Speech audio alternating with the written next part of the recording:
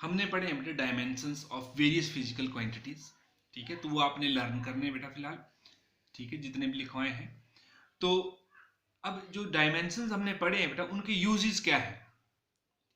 तो uses of आज पढ़ेंगे हम यूजेस ऑफ डायमेंशनल इक्वेशंस। अब एक पहला यूज है बेटा इनका conversion of one system of unit into another. अगर हमने एक सिस्टम के यूनिट को दूसरे सिस्टम में कन्वर्ट करना है तब हम किसका यूज कर सकते हैं, डायमेंशनल इक्वेशंस का यूज कर सकते हैं। या हमारे पास कोई इक्वेशन दी गई है, अगर हमें उसको चेक करना है कि वो करेक्ट है कि नहीं है, तब भी हम किसका यूज कर सकते हैं, डायमेंशनल एनालिसिस का। या फिर हमने कोई फार्मूला डिराइव करना है, हमें पता है कि ये क्वांटिटी इन फैक्टर के ऊपर डिपेंड करती है, तो तब भी हम किसका यूज करते हैं बेटा, डायमेंशनल इक्वेशंस का, ठीक है। तो हम बारी बारी से इनका यूज करते हैं। तो पहला जो यूज है conversion of one system of unit into another. हमने एक सिस्टम के यूनिट को कन्वर्ट करना दूसरे में।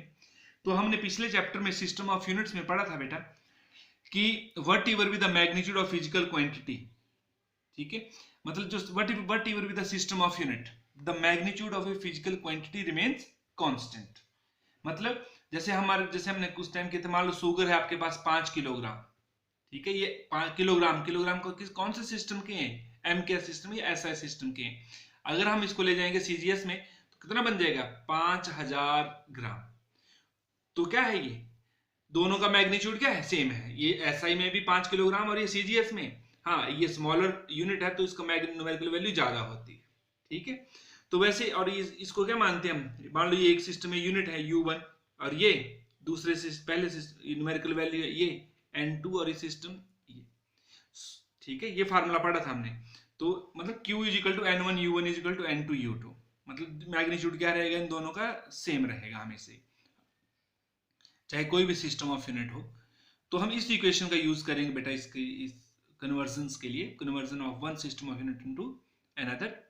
तो इसमें बेटा U1 क्या है, ये U1 एक सिस्टम में यूनिट है किसी फिजिकल क्वांटिटी, और U2 उसी फिजिकल क्वांटिटी के दूसरे सिस्टम में यूनिट है।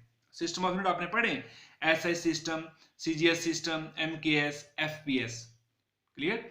तो इनमें से एक सिस्टम से दूसरे सिस्टम में जाना तो हम इस फार्मूले का यूज करते हैं, मतलब मैग्नीट्यूड एक क्वांटिटी का हमेशा कांस्टेंट, चाहे जिस मर्जी सिस्टम में ले जाओ आप उनको कन्वर्ट कर दो, तो ये फार्मूला यूज करेंगे। U1 एक सिस्टम में यूनिट, U2 दूसरे में, और N1 U1 N1 N2 ये क्या है बेटा, N1 न्यूमेरिकल वैल्यू है एक सिस्टम है, N2 दूसरे सिस्टम में।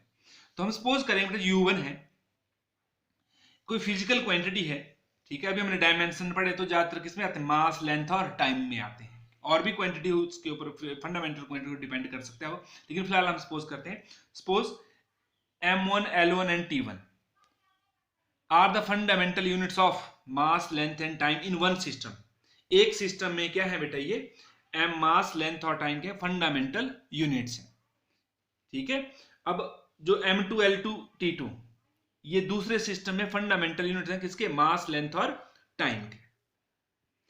और फिर अब मास, लेंथ, टाइम ये तो इनकी कोई ना कोई डायमेंशंस होंगे, पावर होगी, और A B and C are the respective dimension आपको तो पावर्स और बेसिक क्वांटिटीज, जिनको हम बेसिक क्वांटिटी को रेज करेंगे ताकि वो किसी फिजिकल क्वांटिटी को रिप्रेजेंट करें। तो U1 कितना आएगा बेटा आपके पास, फिर U1 मतलब एक सिस्टम में यूनिट, मतलब वो मास के ऊपर भी डिपेंड करेगा, लेंथ के ऊपर, टाइम के ऊपर, हमें नहीं पता कितनी पावर के साथ, लेकिन हमने मान लिए हैं कि M की मास की पावर A है, लेंथ की पावर B है और टाइम की पावर C है। M1 की पावर A, L1 की पावर B, T1 की पावर C। और U2 कितना आएगा, U2 में मास M2 है, L2 और ये T2 है, तो इसकी पावर कितनी आएगी बेटा, A B और C। जैसे हमारे पास मीटर पर सेकंड होता है सपोज, ठीक है, मान लो 1 मीटर पर सेकंड, अगर इसको सीजीएस में ले जाना तो मीटर में कितना, सेंटीमीटर, तो कितना होता है 100 सेंटीमीटर, सेकंड तो सेकंड, ये दोनों में ये। अब देखो चलो ये तो न्यूमेरिकल फैक्टर बोलो फिलहाल। अब मीटर की पावर यहाँ पर 1 है तो यहाँ पर भी कितनी है 1। अब टाइम की पावर, सेकंड की पावर -1 है तो यहाँ पर भी कितनी है -1। तो मतलब एक सिस्टम से जब दूसरे सिस्टम में जाते हैं तो मास, लेंथ और टाइम की पावर क्या रहती है, सेम। तो वैसे यहाँ पर एक सिस्टम में भी M1 की पावर A, L1 की पावर B, T1 की पावर C, और U2 M2 की पावर A, L2 की पावर B, T2 की पावर C। अब इस वैल्यू को बेटा ये पता लग गया। अब फ्रॉम 1, ये जो इक्वेशन 1 है हमारे पास, यहां से हमने N2 निकालना है।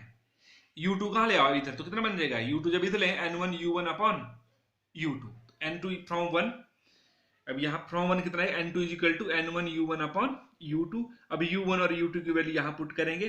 u1 कितना है हमने बताया, m1 की पावर a, l1 की पावर b, t1 की पावर c, और उसी तरह से u2 ये है m2 की power a, l2 b, t2 की पावर c। तब बेटा n1 बाहर, m1 को मास से डिवाइड कर दिया, और पावर दोनों की क्या है, सेम है, तो हमने एक बार लिख दिया हमने a, m1 अपॉन m2। वैसे l1 अपॉन l2 दोनों की पावर सेम है तो एक बार लिख सकते हैं हम।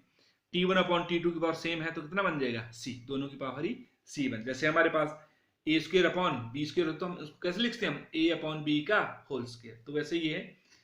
तो बेटा ये जो ये फार्मूला है n2 is equal to n1 m1 upon m2 की power a, l1 upon l2 की power b, t1 upon t2 की पावर c, इस फार्मूले का यूज करके हम एक सिस्टम के यूनिट को दूसरे सिस्टम में कन्वर्ट कर सकते हैं। अब बेटा हम करते हैं इसके लिए एग्जांपल, जो कन्वर्जन ऑफ, तो हम करते हैं कन्वर्ट 1 न्यूटन इनटू डायन्स। ये कन्वर्ट 1 न्यूटन इनटू डायन, कि 1 न्यूटन कितने डायन के बराबर होता है।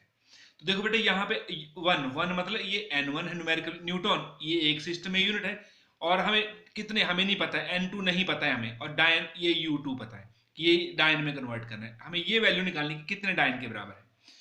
ठीक है, तो अब सॉल्यूशन जो है, सॉल्यूशन हमें पता होना चाहिए बेटा, ये एक यूनिट न्यूटन किसके यूनिट है, तो न्यूटन जो है ये फोर्स के यूनिट है, वो भी एम के सिस्टम या एसआई सिस्टम में। ठीक है, एम के, क्योंकि एसआई सिस्टम भी एम के सिस्टम ही है, मॉडिफाइड। तो Newton is the absolute unit of force, force के यूनिट है, वो भी एम के सिस्टम में, और डायन भी यूनिट है बेटा फोर्स के, लेकिन वो कौन से सिस्टम में है, सीजीएस सिस्टम में। तो हमने एसआई सिस्टम के यूनिट को किसमें कन्वर्ट करना है, सीजीएस में। तो सबसे पहले Newton is the absolute unit of force in M K system, dyne is the absolute unit of force in CGS system. जब आपको पता लग गई है कि ये इस फोर्स की यूनिट है, तो सबसे पहले आपको पता होना चाहिए डायमेंशंस ऑफ फोर्स। तो डायमेंशंस ऑफ फोर्स हमने कल बताए थे आपको, वो कितने होते हैं, ml/t-2। क्लियर। अब जो हमारे पास फार्मूला है, हमने जब भी बताया थोड़ी देर, ठीक है, उसमें मास के जो डायमेंशंस a होते हैं, लेंथ के डायमेंशंस b, और टाइम के डायमेंशंस c। तो यहां पर जो भी m की पावर होगी बेटा वो a होगा, जो भी लेंथ की पावर होगी b, और जो टाइम की पावर होगी वो c होगा। तो m की पावर 1 है, यहाँ पर a 1 है, b भी 1 है, और c कितना है बेटा यहाँ पर -2। अब n1 तो कितना है बेटा यहाँ पर, क्योंकि इन्होंने दिया 1 न्यूटन को कन्वर्ट करना है, 1 न्यूटन को, तो n1 कितना है हमारे पास 1। अब हमें पता है एमकेएस सिस्टम और सीजीएस। तो एमकेएस सिस्टम में हम एक सिस्टम में m1 l1 t1 लेते हैं। तो अब एक सिस्टम कौन सा, एमकेएस सिस्टम है हमारे पास। तो m1 का मास क्या होता है, मास को किलोग्राम में मेजर करते हैं, लेंथ को मीटर में, और टाइम को सेकंड में, हमने बताया आपको।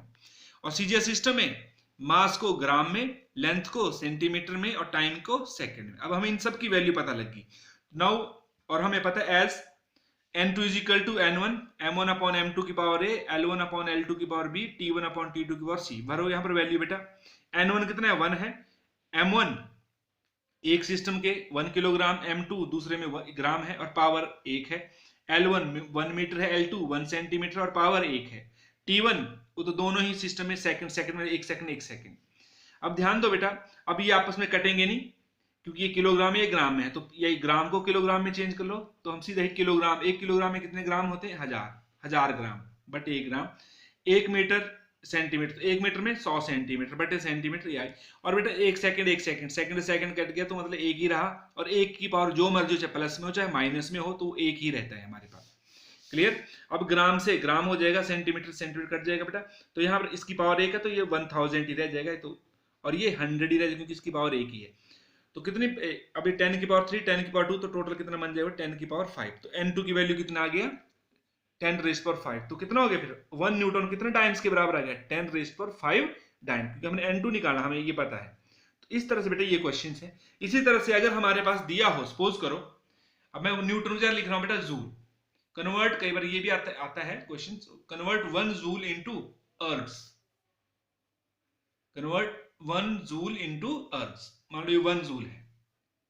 क्लियर। अब आपको पता नहीं कि जूल किसके यूनिट है, तो अब यहां क्या लिखोगे, जूल, मैं जे लिख रहा हूं, joule is the absolute unit of force के नहीं है बेटा, वो किसके यूनिट है, एनर्जी के। Joule is the absolute unit of energy in MK system. और अब डायन क्या लिखोगे आप यहां पर, ergs is the absolute unit of energy in CGS system. तो डायमेंशंस ऑफ एनर्जी कितने होते हैं, ml/t-2। ठीक है, तो अब a वही मास की डायमेंशंस एक है तो a इक्वल टू 1, लेंथ के डायमेंशन 2 है, तो अब यहां पर b कितना आ गया, 1 नहीं रहा, b कितना है 2, c-2 ही है। फिर वही MKS सिस्टम, और ये भी MKS और CGS सिस्टम ही है। तो MKS सिस्टम में मास वही किलोग्राम में, लेंथ मीटर में, टाइम सेकंड में, और CGS सिस्टम में ग्राम में मास, लेंथ सेंटीमीटर में, टाइम सेकंड में। फिर इसी फार्मूले का यूज करेंगे। N1 कितना है यहाँ पर भी वो 1 जूल को ही कन्वर्ट करना है, तो यहाँ पर N1 कितना है, 1 है, बाकी 1 किलोग्राम, ग्राम, पावर 1 है, L1 1 मीटर, सेंटीमीटर, लेकिन पावर यहाँ पे 1 नहीं है, जो यहाँ पर कितनी है, 2, 1 सेकंड वो तो -2 है। अब बेटा ध्यान देना, ये तो वही चेंज किलोग्राम को ग्राम में चेंज करना है, 1000 ग्राम बटे 1 ग्राम, 100 सेंटीमीटर बटे सेंटीमीटर, लेकिन पावर कितनी है, 2। और यहाँ पर क्या होगा बेटा, वही 1 कट जाएगा और 1 की पावर -2, तो 1 ही रहेगा वो। अभी ध्यान दो, यहाँ पर ग्राम से ग्राम, सेंटीमीटर सेंटीमीटर, यहाँ 1000 बचा, लेकिन यहाँ पर देखो बेटा 100 का स्क्वायर है, कितनी जीरो आ जाएंगी, 4, तो यहाँ पर कितना हो जाएगा, 10 की पावर 4, और टोटल पावर कितनी बन जाएगी, 10 की पावर 7। तो यहाँ पर क्या आ जाएगा आपके पास इस क्वेश्चन में, 1 जूल इज इक्वल टू 10⁻⁷ अर्ग्स। ये क्वेश्चन भी कंप्लीट हो गए। अगर कई बार सपोज करो यहां पर 10 जूल दिया हो तो 10 जूल इंटू अर्ग, बाकी सेम रहेगा, तो N1 की जगह कितना आएगा, 10, बाकी सेम रहेगा, N1 की जगह कितना आएगा, 10, यहां पर भी 10, और ये कितना है, 10, बाकी ये 1000 और इसकी पावर 4, तो टोटल पावर कितनी बन जाएगी फिर यहां पर, ये कितनी बन जाएगी बेटा, 8। तो 10 जूल इज इक्वल टू 10⁸ अर्ग्स। तो ये फार्मूले, आप 2 क्वेश्चन है बेटा इसी टाइप के, और आपने और क्वेश्चंस भी करने हैं। Okay, thank you.